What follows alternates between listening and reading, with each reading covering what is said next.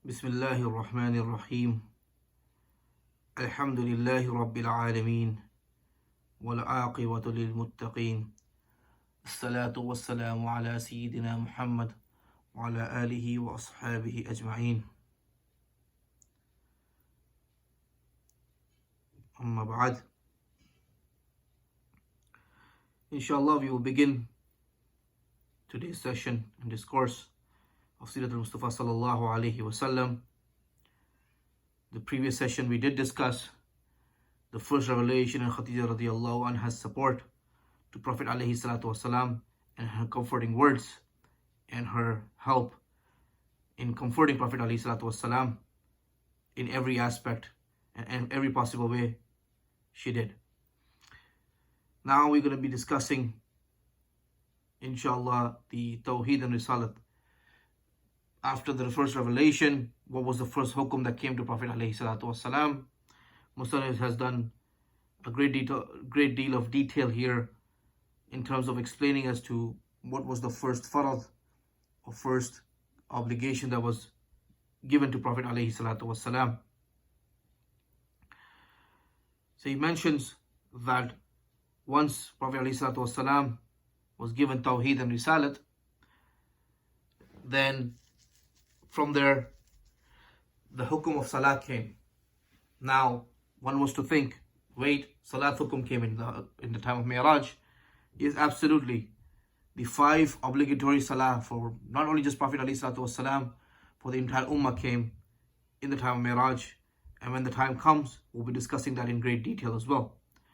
However, over here, in terms of salah, there were some salahs that were obligatory on Prophet ﷺ and the time of and some of the believers as well, those who became believers in Prophet ﷺ. Now there's a great detail of which ones were they mandatory salahs or not, how was it performed. All these things are requires a tremendous amount of detail. Musannif has done quite a bit of a job in terms of encompassing everything possible in terms of the riwayat as well as what namaz were they exactly. But we're not going to go into all those details. However, definitely there was some form of salah was given to Prophet ﷺ. And he mentions that Jibreel Amin came to Prophet ﷺ and he, from the back of his leg, from his heels, he basically rubbed it against the floor and there was a stream that was passing by. And from there, Jibreel Amin made wuzu, and so did Prophet ﷺ, and he made salah, 2 rakat salah. Prophet ﷺ followed, and Jibreel Amin, did the imamat. Again, it was a means of teaching Rasulullah sallallahu alaihi wasallam. So obviously, Jibreel Amin has to show, right? But there's a great detail in terms of the Prophet ﷺ is a prophet. He's better than Jibreel, so why is he not leading? All these things, again, are not our wazifa, so we're not going to go into the details. There are many answers ulama have given. Sahib Hidayah also talks about it, and there are answers given there as well. You can look it up in terms of fiqh books and understand what the condition was when it comes to salah and Jibreel Amin leading. Afterwards, Prophet ﷺ went and told Khadija radiallahu anha, gave her ta'aleem, gave her education and teaching her what salah is. And so she followed Prophet ﷺ. Thereafter, Prophet ﷺ, started doing salah with Khadija radiallahu anha on a frequent basis, and obviously they would pray salah together. Because again, Prophet ﷺ was a Nabi and a husband, so obviously he would show the wife and they would do salah together. Musannif again talks about a great terms of details of what salah was it and whatnot. But only thing I can mention that the verses of the Quran do talk about them to salah at the time of Prophet ﷺ, like Surah Muzammil, Ya ayyuhal muzammil qumil layla illa qalila nisfuhu aw inqus minhu qalila aw zid alayhi wa rattil Qur'ana tartila. This was given.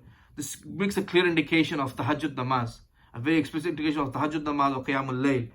And one needs to understand that for Prophet Anbiya alayhi salatu wasalam, tahajjud namaz was also mandatory, just like faraz namaz. So it could be that.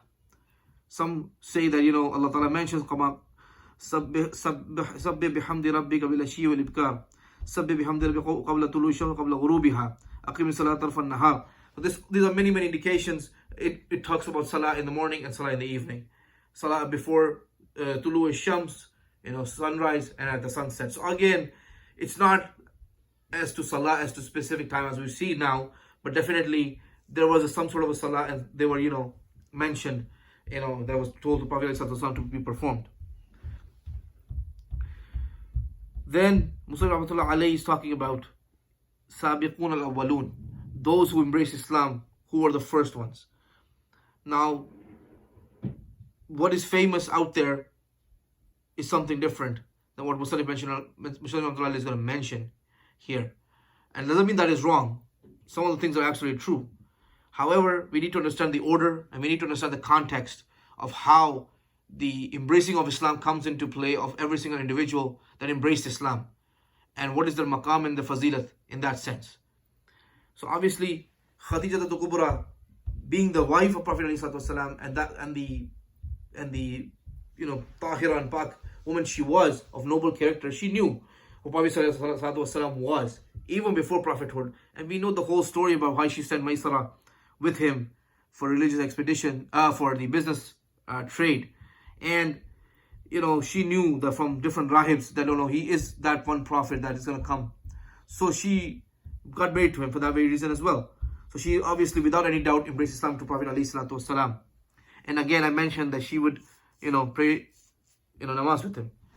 Then after that, it was Ali radiallahu anhu who embraced Islam at the age of 10. He was 10 years of age, and he was under the tarbiyat and guardianship and the companionship of Prophet ﷺ from the very, very, very small age. So obviously he embraced Islam, but his Islamic story is such, it's a little bit different. So the first day he saw Khadija al-Kubra and Prophet ﷺ praying namaz together. So he asked as to what they're doing, and Prophet ﷺ gave him the message of tauheed, that this is the oneness of Allah subhanahu wa ta'ala. We are worshipping Allah subhanahu wa ta'ala, and the message is very clear: worship only Allah subhanahu wa ta'ala, accept Allah as your Lord, and do refute of Lat and Uzza, complete refutation of them, and come into the fold of Islam. Ali radiallahu anhu, being a young boy, again thought that without me making any kind of mashwara with my father Abu Talib, I'm not going to accept anything. Prophet alayhi salatu wasalam realized that this will cause disharmony, and this will cause problems. And because a child's him mentioning, maybe people will react differently, where he will say it and whatnot. So Prophet ﷺ said that, look, if you're not going to believe in what I have brought, then just don't mention it to anyone. However, Allah subhanahu wa ta'ala had decreed for Ali radiallahu anhu to embrace Islam at the time, and he basically the next day realized that there's something. Again, he asked Prophet ﷺ, tell me what you have brought, and he does the same thing. He gives him the da'wat of tauheed, and he says you have to refute Lat and Uzza, meaning you have to refute all your idols, only worship Allah subhanahu wa ta'ala as one.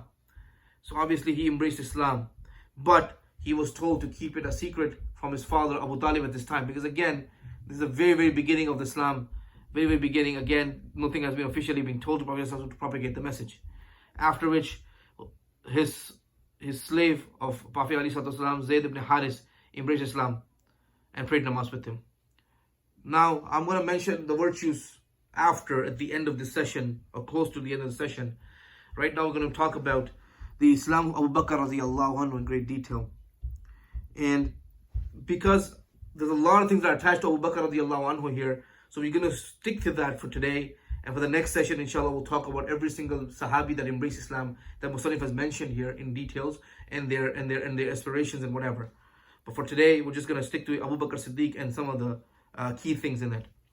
So obviously, Prophet ﷺ, once he basically propagated his message to his family members, close family members, who he trusted, who he knew will become his aid and who will become his helper, and will not refute him, will not question him, he basically realized now it's the time to tell someone else. So he tells his good friend, and who can be the better individual than Abu Bakr Siddiq radiallahu anhu for this great work. Obviously he tells him, and without any shadow of a doubt, Abu Bakr radiallahu anhu embraces Islam and brings Iman in Prophet ﷺ without any doubt, without even thinking twice, without even saying that you're wrong, how, where, what, nothing.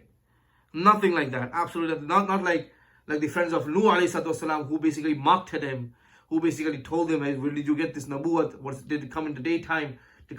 We heard this from riwayats and everything. Not like that. He immediately embraced Islam. And not only he embraced Islam, he basically make himself waqf for this great work. Anything that Prophet ﷺ would do, he would do with Abu Bakr radiallahu anhu. Any mashwara Prophet ﷺ would do, he would make with Abu Bakr radiallahu anhu. Anything that Prophet ﷺ would have was enduring at the time, he would tell Abu Bakr radiallahu anhu. This was the relationship between Abu Bakr and Prophet ﷺ. So obviously, for him to embrace Islam is a great deal. Why? Because he's not someone who, first of all, we need to understand he's the same age as the Prophet ﷺ. So let's assume that the safe assumption would be that he's 40 years of age. So they're same age. Now, visually we know that someone is of your same age, it's not necessarily they'll accept your authority. They will accept what you say. They will always question something. They say, what, my experience tells me, this is not right. They'll bring their 2 cents into it, right? But over here, Abu Bakr radiallahu anhu did not say a word and hence became Siddiq. There are many virtues of Abu Bakr Siddiq radiallahu anhu, why he became Siddiq. There are many incidents that took place. Again, like I said, we'll discuss that once the time comes. But I just need to understand that a lot of people, unfortunately, tend to shadow these things and tend to cast a shadow onto the virtues of Abu Bakr radiallahu anhu and his khususiyat. This was his great khususiyat, that being from the ahrar or rijal of the time, he is one of those individuals who's free will, right? He's that individual who is a businessman, who has wealth, who doesn't have wealth issues. That he's going to embrace Islam merely, Quraysh are, not nice to me and I don't have any wealth benefits anyways, let me embrace Islam. There's no motivation like that. He's ahrar rijal, meaning that he is free man with free will.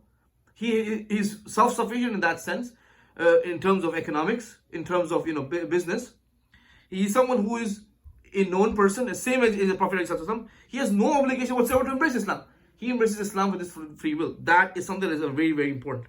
And this is one of the reasons why Muslim has done a good job in terms of when it comes to Khadija radiallahu anha and Ali radiallahu anhu embracing Islam. And again, this is a great refutation to those people who say that Ali was better, than Abu Bakr radiallahu anhu, or Ali deserved khilafat more than Abu Bakr radiallahu anhu because he was the first one to become Muslim. One needs to clarify and understand something very clearly, that Khadija radiallahu anha was the wife of Prophet alayhi salatu wasalam. Usually wives are under husband. Now, we're not talking about in terms of force or physical aspect. There's a lot of things in it, right? We're not going to go into details, but yes, they're under the kafalat of the husband, and obviously the husband is qawamun in that sense. So obviously she is not going to question Prophet ﷺ. Number one, we're not going to go and say that she did embrace Islam definitely with the free will and everything. That's also true. However, she's still a wife. That thing is there. For Abu Bakr, there's no such thing. Abu Bakr Siddiq radiallahu anhu is not attached to any sort of relationship with Prophet ﷺ. Like there's no such thing as he has to embrace Islam. And then Ali radiallahu anhu, he is a boy, a young boy doesn't have the guts to actually say no to a man of authority, to a man who is taking care of him. It's just impossible, right? We sometimes as human beings, we could be older, but if someone does a little bit of favor to us, it's hard to talk back to that person. It's just simply as that. Ali radiallahu anhu is in the same situation. Number two, that Prophet alayhi salatu wasalam, Abu Bakr radiallahu anhu, when he embraced Islam, he started propagating the message to his close relatives, to his close people, to his family members. Ali radiallahu anhu chose not to do that because he was a child. Nobody's going to believe him, number one. Number two, people are going to force him and change him and try to change his mindset. But Abu Bakr Siddiq knew that nobody's able to have the ability to change my mindset, and he had full conviction in Prophet ﷺ and Allah subhanahu wa ta'ala in terms of the deen. Therefore, he embraced Islam. So his Islam is much more afzal in that sense than those two. So we need to keep them in their places. And we need to understand that just because Ali radiallahu anhu embraced Islam first doesn't mean he deserves khilafat, right? Abu Bakr has his own virtues, and Abu Bakr radiallahu anhu deserves, the status that he has, given by not only Prophet ﷺ, but Allah subhanahu wa ta'ala himself. So when we are refuting and when we are saying things that are nasty against Abu Bakr radiallahu anhu, we should think twice who we are saying it against to. Because what we are saying is, we're not content with what Prophet ﷺ has to say about Abu Bakr. We are not content with Allah subhanahu wa ta'ala what he has to say about Abu Bakr radiallahu anhu. Whether it's isharatan, right? Regardless, Abu Bakr radiallahu anhu had his own virtues. If it was something that Allah ta'ala was not happy, Allah ta'ala would have told Prophet ﷺ. Allah ta'ala did not tell Prophet ﷺ, but some people came out way after and realized, Ali was better. We should really think twice before we make those claims. And these are dalail that we need to think. Just forget about hadith, just for 5 minutes. Think logically. Just think logically. All I say is just think logically. Think for me myself. A problem with us is we know that the logic is going to lead us to the right direction, but we don't want the logic to overpower us. So we tend to come up with the rare interpretations and weird interpretations that are completely against Quran and Sunnah. They're completely against Quran and Sunnah. And then we say things and we go and cross the limits. Sometimes people say things that unfortunately are horrendous and horrible, and no Muslim can take it. So it's unfortunate that you're doing things in the name of what? In the name of proving what? I don't think if Ali radiallahu anhu was alive today would be happy to see this. So what's the point in taking his name? You're like basically, giving a bad name to Ali radiallahu anhu. If that's what you're doing, you're saying that this is sort of his teachings, or sort of we are associated to him and to his family. That's what we're saying. Unfortunately, and again, this is the whole tafsir thing. I basically digress, but this is an important point we need to understand. We have to keep them in their places, and we need to really respect every single sahabi, how Prophet ﷺ has told us, how ahadith tell us, how Allah subhanahu wa ta'ala tells us in his Quran, and we should keep it that way. Hence, this was something that Muslim has done a great deal of detail here in terms of why and why not, and again the rationale behind it. I just try to shorten it and basically try to do as much as possible in terms of the lesson that we learn from here. Then Ali, Abu Bakr radiallahu anhu not only, as I said, kept the Islam to himself, but he started helping Prophet ﷺ. He started propagating the message, and the close people to him, he started telling him. So obviously, through Abu Bakr radiallahu anhu, some people embraced Islam, including Uthman ibn Affan radiallahu anhu, Zubair ibn Awam, Abdul Rahman ibn Auf, Talha ibn Ubaidullah, Sa'd ibn Waqqas. These are the first few Sahabas who embraced Islam at the hands of Abu Bakr radiallahu anhu. Abu Bakr radiallahu anhu brought them to Prophet ﷺ, and they all embraced Islam. And again, they all prayed namaz together as well. Again, this is a means of teaching salah. Again, the asal hukum is going to come after for the ummah in general. But the moment people started embracing Islam, and the whole reason was that what I've understood is personally that this was just to show refutation of idol worship and worshipping Allah subhanahu wa ta'ala. That was the maqsad, and a great lesson that we learned from here. Again, I was going to do it towards the end, but however, because the topic we are discussing that when Prophet ﷺ told Ali radiallahu anhu that you have to refute Lat and Uzza, right? So this was in Aqidah as well, and this was also in terms of action by performing Salah. Now, the same analogy applies to nowadays. If someone who claims to be false prophet and those who follow him now all of a sudden realizes, and I am talking about specific people, Qadianis, who follow a false prophet, and he's not even a prophet, but whatever that they claim to be, a false prophet. Now if someone was to decide from their fold that I want to embrace the actual Islam, when he's going to take his shahadat again, he's going to say La ilaha illallah Muhammad Rasulullah, and on top of that he will say the same thing what Prophet ﷺ to refute La and Uzza. So he will say, I refute Mirza Qadiani as a prophet, and he was a kafir, and he was an idol, and he was a false prophet. He has to add that to his aqidah. That is very, very important. So that was one of the things that I wanted to mention towards the end. However, I mentioned it here, and that's just a side point. Then, through Abu Bakr, many people started embracing Islam, and Muslim has again mentioned some of the names here. Like I said, I'm going to keep it to that today, and then for the next session, inshallah, we'll mention in details of some of the Sahabas that Muslim has mentioned here, in details of how they got inspired towards Islam and how they came to Abu Bakr radiallahu anhu. And then once that was done, then some of these Hazrat became Muslims as well. Abu Ubaidah, Amr ibn Jarrah, Arqam ibn Abil Arqam, Maz'un's 3 sons, Usman ibn Maz'un, Qudama ibn Maz'un, Abdullah ibn Maz'un, Ubaidah ibn Haris, Sayyid ibn Zayd ibn Umar ibn Nufail, and his wife Fatima bint Khattab. She is the sister, the same famous story that we hear, that how he beat her up and obviously came to them and he started beating up the brother-in-law as well. So Sayyid ibn Zayd and Fatima bint Khattab, the brother-in-law and the sister of Umar ibn Khattab radiallahu anhu, they embraced Islam as well. Then Asma bint Abi Bakr, Khabbab ibn Arad, Umar ibn Abi Waqqas, Sa'd ibn Abi Waqqas, his brother, Abdullah ibn Mas'ud radiallahu anhu, and Masud ibn al-Qari, Sulayd ibn Amr, Ayyash ibn Abi Rabi'ah, and his wife Asma bint Salama.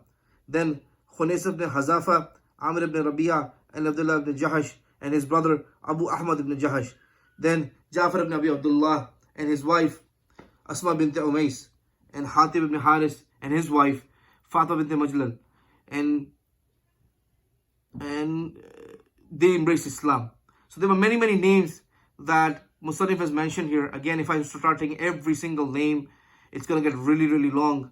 And there was some other names that he mentions, in which includes Amr ibn Fahira. He was Abu Bakr Siddiq's slave. Abu Bakr Siddiq freed him from slavery, and he was basically someone who passed away in the Ghazwa Bayra Mauna, and he was basically lifted by the angel himself, taking away his body. That was the virtue of this individual. And so there were many individuals who embraced Islam after. So this is all due to whom? Abu Bakr Siddiq radiyallahu anhu.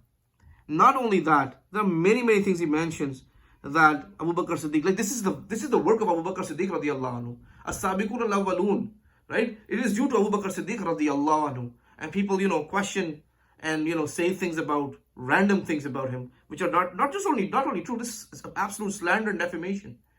Absolute slander and defamation. And we're not talking about ordinary individuals. We talk about ordinary individuals. People have the ability to do lawsuit, and this is something that you'll be settling in this dunya.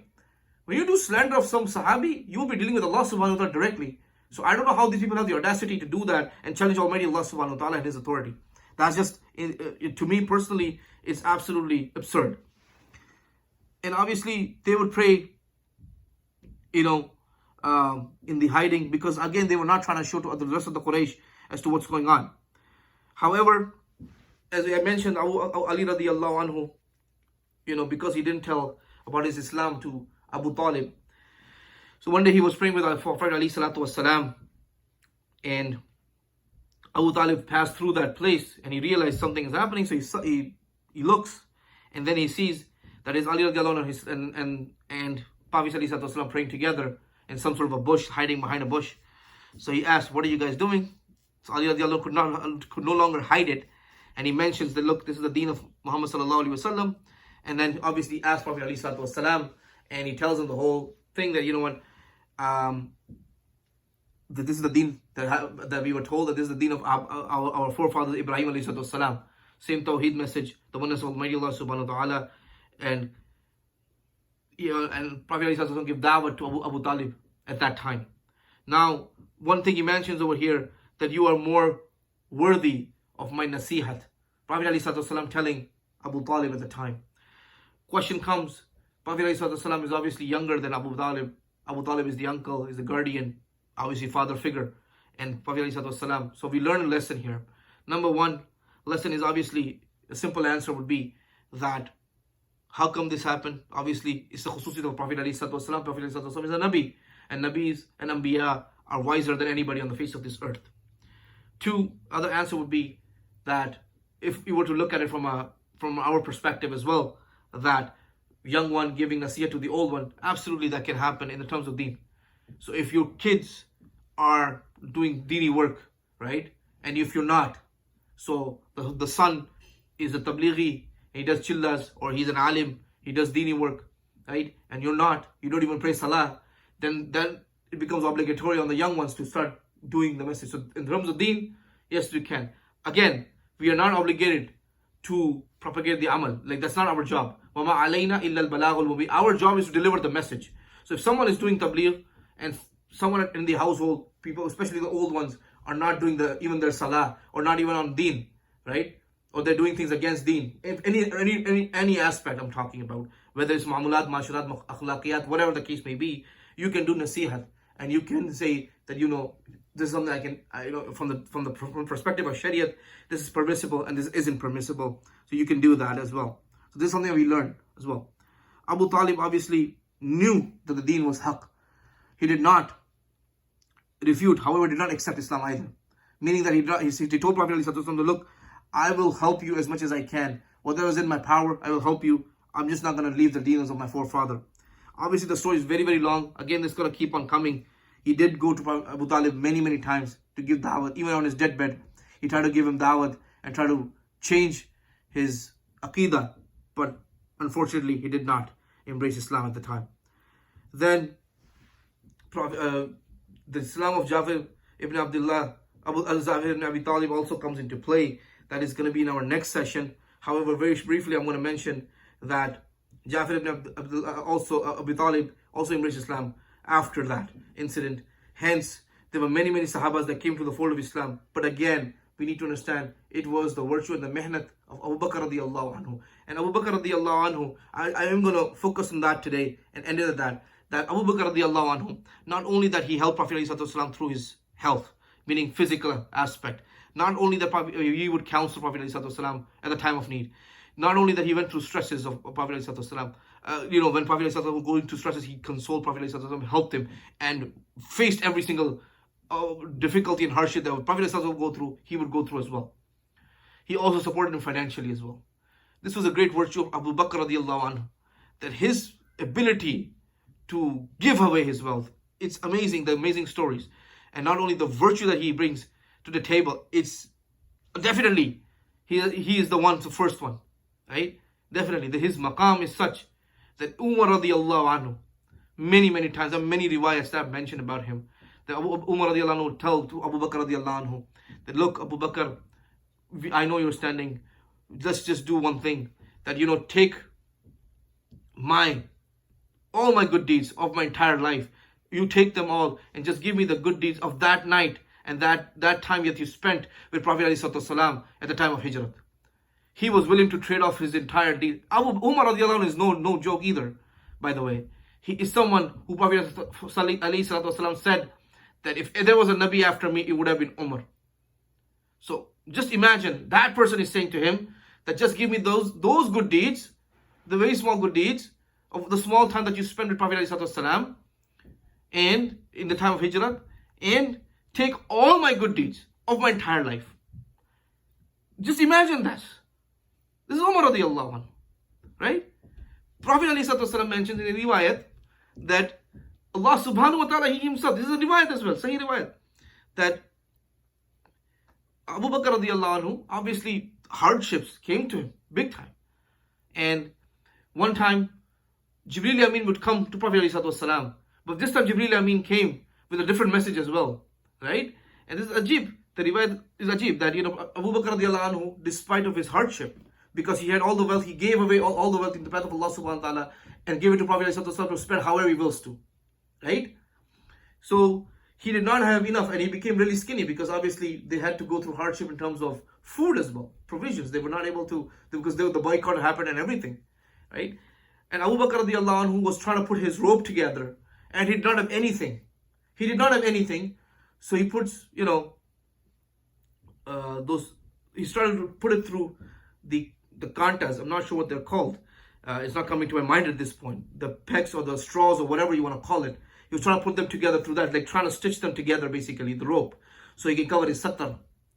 And this is what Allah subhanahu wa ta'ala had to say about Abu Bakr radiallahu anhu. And Jibreel Amin brought this message to Prophet ﷺ that look, Allah subhanahu wa ta'ala says salam to you, O Prophet of Allah, and Allah subhanahu wa ta'ala says salam to who? Abu Bakr radiallahu anhu. And Allah ta'ala says, we are happy with Abu Bakr. Is Abu Bakr happy with us? Despite of this condition, is Abu Bakr happy with us? This is the virtue of Abu Bakr radiallahu anhu. And we say things about him.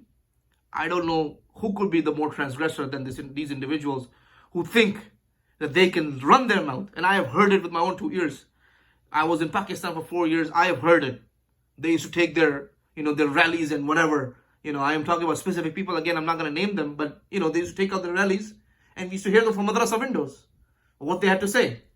They think they're doing a good job, they're doing a good work of deen work in the name of Ali radiallahu anhu, Hussein and Hassan radiallahu anhu. They should think twice. They're really defaming not just Abu Bakr, but they're defaming Ali radiallahu anhu, Hussein and Hassan radiallahu anhu, and Ahlul Bayt. They're absolutely slandering them first. They are associating something that they never said, they never propagated, and they never had any belief of that nature. So they should think twice before they say anything. May Allah subhanahu wa ta'ala give us understanding. May Allah subhanahu wa ta'ala give us utmost love for Nabi sallallahu alayhi wa sallam and his companions, radiyallahu anhum, all of them, and Ummahatul Mu'mineen. And may Allah subhanahu wa ta'ala forgive our shortcomings. Subhanallah wa bihamdi, subhanakallahumma wa bihamdika, nashhadu an la ilaha illa anta, nastaghfiruka wa natubu ilayk.